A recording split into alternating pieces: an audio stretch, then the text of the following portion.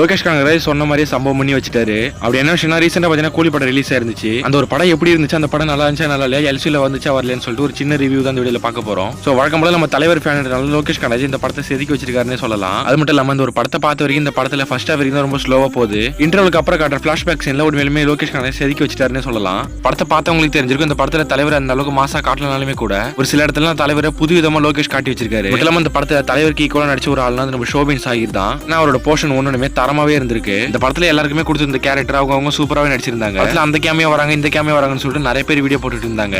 சொல்ல போனா எஸ்கே வராருன்னு சொல்லிட்டு நான் கூட வீடியோ போட்டுட்டு இருந்தேன். ஆனா எஸ்கே இந்த படத்துல கேமியாவே கொடுக்கல. ஆனா எஸ்கேவை தாண்டி இந்த படத்துல ஒரு முக்கியமான கேமியா நடிச்சிருக்காரு. யாருன்னு சொல்லிட்டு இந்த படம் பார்த்தா உங்களுக்கு தெரிஞ்சிருக்கா, அதை மறக்காம கமெண்ட் பண்ணிடுங்க. முதல்ல இந்த படம் பார்த்தீங்கன்னா தமிழ் சினிமாவில் ஒரு ஃபிளாப் படம்னு சொல்லவே முடியாது. ஏன்னா நம்ம லோகேஷ் கனகராஜ் எந்த ஒரு இடத்துலயும் குறை இல்லாம சூப்பராக இந்த படத்தை கொண்டு போயிருக்காரு. இந்த ஒரு வீடியோ பார்க்கறீங்க, கூலி படத்தை பார்க்க போறீங்கன்னா எந்த ஒரு எக்ஸ்பெக்டேஷன் இல்லாம போங்க. ஆல்ரெடி இந்த கூலி படத்தை பார்த்தவங்க அந்த படம் எப்படின்னு சொல்லிட்டு உங்களோட கருத்தை மறக்காம கமெண்ட் பண்ணிடுங்க.